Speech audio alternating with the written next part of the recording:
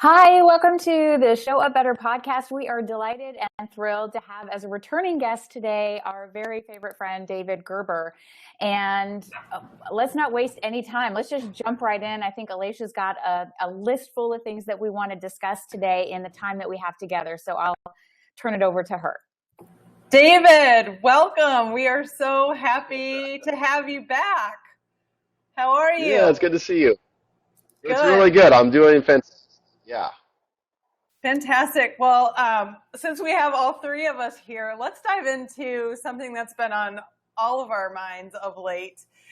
And you've been zigzagging across the country and on an awful lot of trips lately. And you're continuing to build your business, your coaching practice, which is fantastic. But you're doing that in the midst of all kinds of chaos swirling around you. Positive chaos, because cool things are happening. Yeah. But tell us a little bit about what's been going on for you. Yeah, so it's been quite, the last 12 weeks have been a bit of a whirlwind. Just been with travel and making sure I have the right flights booked and places to stay, hotels, friends, things like that, people to see. It's been tough just to maintain even the schedule of that, which has been an absolute blast, and I absolutely love it because I'm looking forward to everything I'm doing. It's not like, oh, I have to go to New York and enjoy one of the greatest cities in the world, stuff like that, And so there's been a lot of that stuff. My wife's an incredible entrepreneur, and so she's got a number of projects going on, and I love just being with her in that and the projects management side of things, the business development side of things. I love that as well. It's fun for me, and so there's just been a lot of that going on and lining up trips to make sure we cover that stuff and that sort of thing. And then we also had some family vacation mixed in there. I was working on a separate corporate contract in the middle of all that. And so it's been absolutely exhilarating and a blast. And then for me, the thing that we've discussed is that my how do I stay quote unquote productive with my business in that, and not from like a sense of like a workaholic sense, but just continuing to keep the business moving forward and staying focused, and on my clients and whatever it is, and not losing sight of that due to the chaos. And even in part of that too, I was in Canada, and I wanted to unplug a bit, but then I didn't realize how difficult that would be without because I didn't get the international plan, because I thought, okay, it'd be cool if I can unplug. But then when you can't really make phone calls, the internet, the place we were staying was out in like the middle of nowhere a bit, and so it was kind of crazy because there's a couple of clients I wanted to stay in touch with, and it made it really challenging. So that was fun. Anyway, that was kind of a fun thing there. But anyway, so how do you stay productive amidst the chaos of life and somehow reconnect each day that you're working and to have a fulfilling, productive day? So that's, I think, what's been really going on for the last 3 months for me.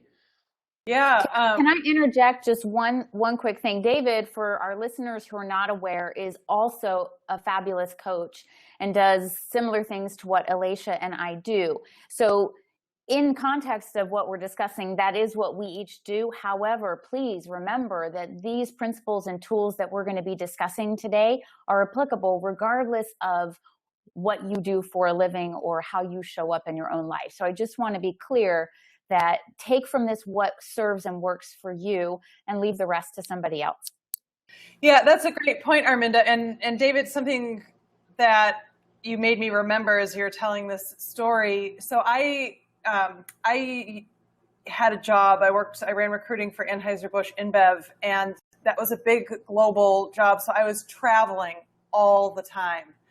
And I used to be a person who needed to sit down at a desk and have hours of work in order to be productive and get stuff done. When I started that job, I learned very quickly that just wasn't possible because I was never in any place for a very long amount of time. And when I was, there often wasn't a desk or there wasn't infrastructure that I needed to do things. So what I had to do was learn a routine that would work for me. Waiting at airports, for example, was a fantastic time for me to be able to return emails because you didn't need to be focused and thinking strategically. You can kind of deal with the buzz around you. So I would look Yep. at places where I could carve out time for myself. Or if I knew I was going to have to be at the airport or have a layover and there was going to be a couple of hours there, then I would set those couple of hours aside, find somewhere where there was no one in the airport, and work from there on a bigger kind of a project so that I could continue to get stuff done. So you're right, Arminda, it doesn't just apply to entrepreneurs and people who are starting their own businesses. It's anyone who's got any kind of level of outside disruption. And what's coming up for me, I love that you're mentioning this idea of systems and routines, because we all function on a series of systems and routines in our lives. And if something isn't working, it's not you that's broken or malfunctioning, it's the system that you're using. And maybe, at least for me, what I've done is create my list of non-negotiables with myself. What are the things that have to be done every single day or certain days of the week? And once I create that non-negotiable, then I create a system that ensures that non-negotiable happens. So it still gets done. And I was thinking, for me, one of the things, I send out a weekly post to my clients, anyone who signs up to my email list, and I call it Weekly Wisdom. And it can be really easy for me to just let that go, or when do I carve out time for writing that every single week?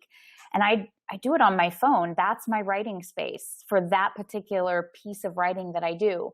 Even when I'm taking care of myself, so I'm full disclosure, even when I'm getting a pedicure, I guarantee every time I'm getting my toes painted, I'm writing a post for my Weekly Wisdom. That's one of my favorite places, just because I feel like, oh, somebody else is taking care of that. I can sit here and just get into my writing zone and not even think about it.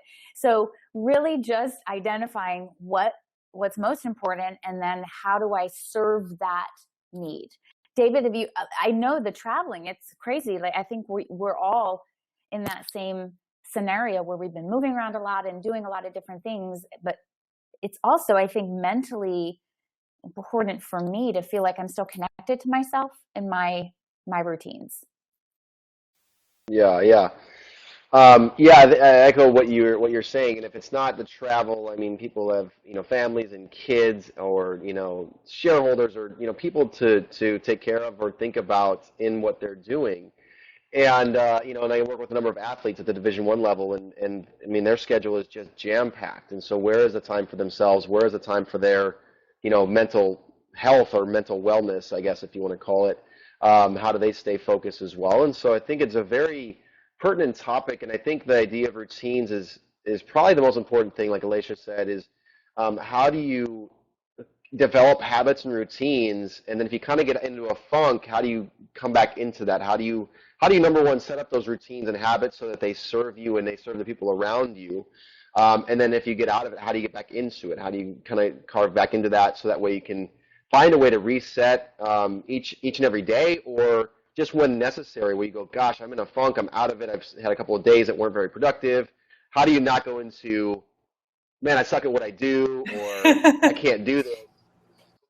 Or I'm a terrible parent, I'm a terrible spouse, I'm a terrible, business owner, I'm a terrible whatever it is, athlete, back into, okay, that's done with, those last 48 hours, I can't get those back. Let's not spend our time perseverating on that. Let's just get back into the moment, right? And I know Steve Chandler's book, Time Warrior, helped me so much with this concept because that was something I think up until even the last couple of years, I think for the first 30 years of my life almost, I would spend so much time being like, oh my gosh, I just wasted the last day. And I was just like, and I'm like, what? And I keep wasting time. Like every moment I spend thinking about that is just more of that day wasted that I'm working on. And it was so good just to kind of help me kind of like hit a reset button, just go, okay, nothing about the 24 hours that's happened can be changed. So let's just change whatever I'm doing right now. Am I back in my routine? Am I back in my habits? What's going on? What do I need to get locked into? What's happening, that's going to create and generate business growth for me right now. Yeah, and I love what you're saying. And I think what Arminda was speaking to earlier really feeds into this, which is taking a step back and thinking about and defining what your non-negotiables are and understanding why those things are non-negotiable. So I was talking with a client today who is running a challenge for creating something different every day for 100 days. And although that's an interesting thing and an interesting outcome, that's only one manifestation of what this person really wants to create in the world, which is a much bigger project. So although exercising every day is important, exercising at the gym and lifting weights is only one way of doing that. So if you're traveling, maybe to support the healthy living, you don't need to find a gym. There's another way to do it. So I think not only figuring out what your non-negotiables are, but remembering the why behind the non-negotiables so that when the chaos happens, you can be flexible about how you choose to manifest or to create that. And, I love this because it can be so much more fun than we allow ourselves for things to be. Right. This is a running theme in all of our conversations, Alicia. We dip to the serious. We dip to the severity. We dip to, this is so difficult. I'm on vacation. I can't do X, Y, Z. What if it's just fun? This is just a great adventure. So if my non-negotiable, to carry on with Alicia's exercise idea, if my non-negotiable is I'm going to create 30 minutes a day of elevated heart rate, I'm guessing that on vacation, at least the way I vacation, I'm getting way more than that because I'm walking a lot of places, I'm seeing a lot of things. So does that work for me? Can I give myself permission to say, okay, that fits that non-negotiable, and make it more of an adventure and a game rather than something that we take on, an external burden. Nobody's got time for that. Like staying open to that possibility of what other ways can I make this happen, rather than getting stuck in that mind rut of there's only one way to make my world go around. Calling an X on that. It's not true. That's a lie. Yeah, and I love that. I love the idea of making it a game, and having more fun with it, taking yourself less seriously, whatever that is, whatever that looks like. And I would say over the last couple of days, even as I've been thinking, I'm very set on understanding myself more and more each day, and understanding people and what it takes for me. And I would say one of the best things that I've come across in the last, maybe the last year since, I don't know even since when, but I remember coming across this question or a couple of questions and one of those was, what needs to get done? And then what's the most powerful thing I can do to move my business forward right now? And so a lot of times when I get lost or I get stuck, I come back to those questions and I'll just write them out. Yeah. Can we insert, instead of move my business forward, can we say move my life, myself forward? Again, for the benefit of people who aren't in a business for themselves. Yep. This is about your life. This is not about just a business. This is you. Yeah. This is the story of you. Yeah. Right. Yeah. So it could be your business. It could be your employment. It could be a project you're working on. It could be something you're doing as a part of your family or whatever. Yeah, definitely. It goes across all things. Like, what needs to get done, or what's the most powerful thing I can do right now? And I think that, and not to answer that with a textbook answer that you think you're supposed to know, but actually to check in with yourself. And I think this is where the part where being a student of yourself and really taking the time, that's not like a 60-second question. For me, that sometimes is a 30-minute question. And it's like, what needs to get done? Like, what's in order for me to serve the people in my world, again, whether it's family, friends, the company I work for, the company I run, the project I'm on, whatever it is, how do I best, set my life up to serve those people? And so sometimes what needs to get done is reflection time. Sometimes what needs to get done is exercise. Sometimes what needs to get done is this email that I've been avoiding, or this phone call that I've been avoiding, or whatever that is. And I think that's what I did today. Today's one of my the best reset days I've had in a long time. And I just said, I just woke up and I was just working through some stuff. I was like, what needs to happen today for me to serve the world around me. That's kind of my benchmark is that I'm asking myself, and I came up with all these great ideas, and I'm like, okay, let's go. Let's just start serving, and whatever it is I was doing, and again, whether I think that really could go for almost any role a person's in, to elevate their level of serving and knowing what difference they're making in their world. And that's been so. I mean, that question, I don't know what it is about that question, but it's such a clarifying question. It helps kind of bring me back into the fold of what moves things forward for me, what moves my life forward the most efficiently.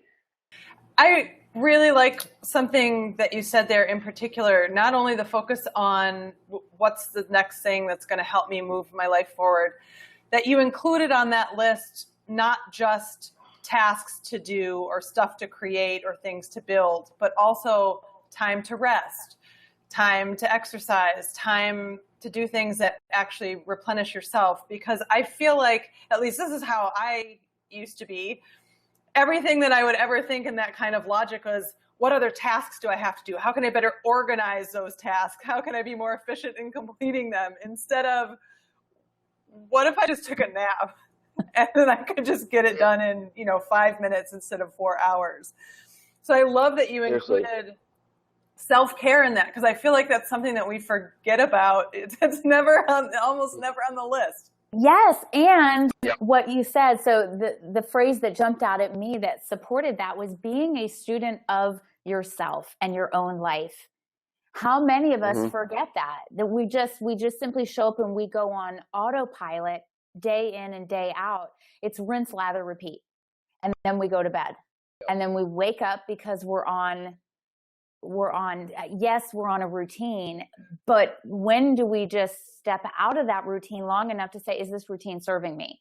Is it filling that greater purpose of me, my objective of how I show up better, how I serve more people, or whatever it is that is your goal, objective, and intention in your world, in your day? I love that. Being a student of my own life is what allows Alicia to say, actually, I know myself because I am a student. I've been studying myself. I know that a nap is going to serve me best right now.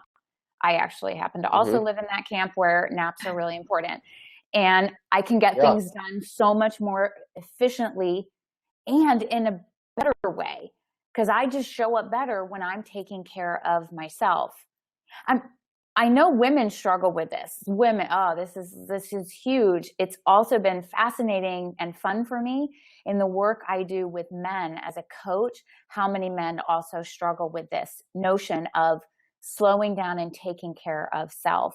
How did you come to that, David, in your own space in life, to say, this is not only okay, it's very manly. Like it's very much okay to slow down and smell the flowers? Yeah. I mean, I think that's a good question as to when that occurred to me. I think it was probably, I would say, a couple years ago when I had a coach that I was working with that was talking about that and journaling and all that stuff, and I was like so resistant to it. I'm like, I don't want to do that. I don't want to do that. I don't want to do that. I'd much rather have something that I can do that I could show the whole world, like, I was productive today. Look at all these things I checked off or did or whatever it was. And to me, journaling, reflecting, meditating, exercise can sometimes feel productive. You can be like, I went on this run on Facebook and stuff like that or whatever. But there's a lot of these things that don't, quote unquote, feel productive per se, or at least in our contemporary language, don't seem that way because you're not necessarily checking a box or whatever, running out in the street and be like, I got all these things done. It's something that that allows you to be more effective later on. And so, I mean, I don't know how I came to, I don't know. I'm trying to think about how I came to know that was like a manly thing or whatever. I think it's just more of like a humanly thing, right? Like you said. I mean, it's just knowing and trusting yourself and saying, okay, what I need right now is a walk. What I need right now is a nap. What I need right now is whatever it is, and to just take some deep breaths and really think about that and then execute on it, whatever it is. And if that's what you need in that moment, then and then test it out, right? So it's like take a nap, or when you sense that you need a nap for a few days in a row, just keep doing that, and then see if you're more productive. And and I'm a huge just proponent of obviously testing the process, and then um, yeah, trusting yourself and just being with it. I really mean, and I want to emphasize like that concept of being with that. If that's what you're sensing that you should do, try it out. I'm not saying get all like ooh weird or anything like that, but I'm like just saying like, I mean, people are whoever is listening to this, you're incredibly intelligent, and if that's what you need, take some deep breaths, lay down, take a nap, and then wake up refreshed, and then go after it. Whatever it is, or take that time to sit and go, what needs to get done, and then whatever that is, go and do it, and serve and yeah, just I mean like enjoy life and that sort of thing, instead of just always feeling like you just got to get all these tasks done so you can feel important, or at the end of the day you can feel like you got things done, like that you're some sort of valuable human being. Is that making sense? I feel like I'm kind of rambling a little bit, but yes. It absolutely makes sense, and it reminds me. I actually had to have that proven to me very early in my career. So, as folks who've listened before know, I'm a recovering perfectionist, workaholic, crazy person, and This was probably this is maybe 10 years ago or so, maybe a little bit more than that. And I was working in Brazil, and I was in a relationship that I was ending, and my life was kind of in chaos, and I was a crazy workaholic person. And I was working with a coach, and she said, I feel like you really need some time to rest. When was the last time you've taken any time, even just an hour for massage or something, to take care of yourself? And I just kept on insisting, no, I need to go to the office today. I need to work. And she's like, do you really? What do you think is actually going to happen if you don't go there today? What is going to happen if you call in sick? So we kind of hemmed and hawed, and she's kind of put my back to the wall and said, you're going to call in sick right now, and you're not going to go to work today. I don't know if I could do that. So I did, and I didn't go into work, and I took the day for myself, which was something that I really needed. And of course, I went back the next day, and there was no black smoking hole. Everything was fine. The place was still running. Chaos hadn't happened. And so I had to have that proven to me, because I didn't think that kind of thing was possible or even important. Yeah. And I love that it's not a checklist. I think what you're saying, David, it's not about a checklist. It's not about proving to anyone, ourselves at the top of that list. It's not about proving how many things we can check off in a day or week or a month or a year. It's more about the quality of what is being achieved. And in my experience, again, I'm a recovering all sorts of things. Making also list maker. We'll go with that today. I'm a recovering list. I made lists for everything just so I could cross them off. Not an exaggeration. That was the story of my life until it wasn't. Until I saw the value in slowing down enough, becoming that student of self to see, that's not what's making the difference here. It's about being a more powerful me, because I feel better. And when I feel better, everybody around me gets the benefit of that. That's amazing. It feels amazing. So if you're doing it, if you can see it, I love what Steve Chandler says. He said, if you can see the train, you're not on it. Mm-hmm. So if you can see that in yourself, that's the first step. Hi, my name is Arminda, and I no longer make lists for every single thing in my life.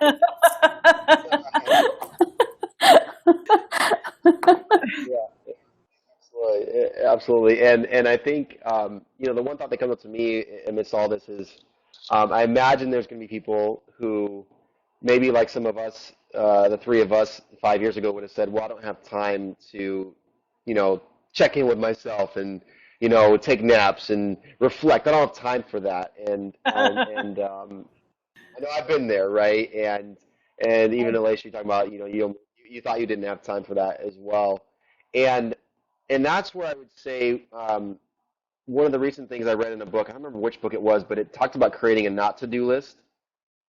And I also remember hearing a quote that ties in with that as well, but that said, when you know what you're saying yes to, it makes it easier to say no, and vice versa. So I think one of the biggest things is if you're in a place where that's not possible, you got to look at what you're saying yes to and what you're saying no to. I mean, that would be my biggest request for you to do for yourself is like look at all the things that you say yes to, look at all the things that you say no to, and look at there maybe is a lot of things that are watered down because you're saying yes to so many things, and then you're maybe resenting a lot of people because you said yes to them, and now you're regretting it for the next week because you got to do all these things that you said you would do rather than just saying no. And I think that's one of the biggest things that the book Time Warrior really helped me with is just the idea that no is a complete sentence at times. It's like, no, I can't do that, or no, I'm not going to choose to do that, whatever it is. And once I started doing that and not feeling like I had to say yes to every email request that I got or yes to everything that people asked me for and feeling like I got to take care of the entire world, and just saying no, like here's the 5 or 10 things that are my ultimate priorities. I'm going to give myself, my heart, my soul to everything on this list. And then these other things are just a no, and I keep adding stuff to the not to-do list. And building that not to-do list has been one of the most fun things I've done in the last year. Because I'm like, okay, there's something that I don't have to do. It's on the not to-do list, and I'm not going to do it. And if I got to hire somebody to do it, I'll do that. Sarah and I have done that. My wife and I have done that a lot with things. Is we've hired people to do stuff that we just don't want to do. And that's allowed me to be free. Number one, either to have that time to reflect, or two, to do what I do best. And what I do best is I coach people, and that's what I love to do. I mean, that's just my heart and soul. And so I hire some awesome kid to mow my lawn, and he loves it, and he makes money, and it's great. And then I don't have to think about that 90 minutes each week that it takes me to do that. Yeah. And then I can go on a run, or I can do what takes care of my soul and what actually causes me to serve the world better. Now I do miss mowing the lawn sometimes, but sometimes I enjoy it. But I know that's not me at my best, and I still do it from time to time. But it's like I can still. There's a lot of things you can outsource to other people. Anyway, that's been probably one of the single most practical things that I've done. That's allowed me to open up a ton of time in my life. Is saying no, creating a not to do list, and then if you want to create a hell yes list. Like this is the stuff. My wife is my priority. My faith, my business, my serving clients. Sending out whatever, gifts, stuff like that. Whatever it is that's most important to you, make that hell yes, Anyway, here I go again. And this actually wraps things up with a nice little bow, because I think that is one of the most effective strategies for dealing with the chaos that swirls around you. Because interestingly, we feel like it's the outside pressing in so much of the time, but actually we end up creating most of the chaos or perceived chaos in our lives. And so these routines and the things that we set up that serve us can really be anchored in back to that initial idea. What is most important? So what am I going to say yes to, and understanding why, and what very clearly am I going to say no to, and how great that's going to feel as it diminishes the chaos, as it allows us to be more productive when we see the whirlwind around us, and as we move forward toward more awesome. Arminda, any words on that? Yes, I have this thought too that I just feel like I want to make sure we close all the doors, because there are times inevitably when we don't do our non-negotiable. Something happens. It's called being human. So things will come up that will interfere or will impede or sometimes prevent, or sometimes it's just us getting in our own way. And what do you do then? Before we, rather than falling from grace, our own grace, saying, oh, I totally screwed that up, there's just a simple question that you can ask. So put this into your toolkit. And the simple question is, what's good about this? What makes this situation? How can I benefit from this? Maybe it's something I simply learned about myself. Again, back into the classroom of yourself, that school of you. But how can I make hay while the sun shines, essentially, right? How can I take this situation and say, okay, where's the silver lining here? Because there always is one. There's always something. So I want to look at that system or look at that situation and isolate it, because that one isolated circumstance is not representative of the way I show up. Because we have a tendency to lump ourselves into one failed trip to the gym. Suddenly I suck at this and I don't go back. That's not true. And so really push yourself, say, was that really true? That's not really true, is it? And what's the benefit from this? And that allows me, that's a tool that I use to just simply turn it around and get a better perspective and viewpoint so that I can keep moving forward. Maybe it's just a tweak that I need to make in my system. And maybe it's also beneficially something I learn more deeply about myself that serves me and informs the way that I move forward. I love that. Yeah. Any final words, David? Gosh, I come back to like the Rich Litvin thing, like the hell yes or hell no with everything in life, right? And the more that you can really be clear about what you're saying yes to and what you're saying no to, the better life you're going to have. And stop saying yes to everything and everybody, because then everybody gets, usually like a worn out version of you, because you just can't keep up. And realize that life's going to take care of itself at times, and then be there present for what matters to you most. And that's the best thing I can say. And that's been the best thing that I've learned over the last year from the people that have mentored me, and coached me and led me. So that would be the biggest thing for me. Fantastic. Well, thank you for coming back again and sharing this awesome time with us. A blast as usual. We'll be having you back again for more exciting fun in the not too distant future. Arminda, amazing to share the space with you again, as always. Always. Show up better, because it's fantastic. Yay! So we'll see everybody next week, and more goodness to come. Check us out at whatifamazing.com is where you can find all of our goodies. We have classes for download. We have webinar series that are ongoing. We've got podcast episodes every week that we're posting. So make sure that you stay in the loop. Sign up for any email updates. All of that's happening at whatifamazing.com. Fantastic. Thanks, everybody. Have a great rest of your day. Bye.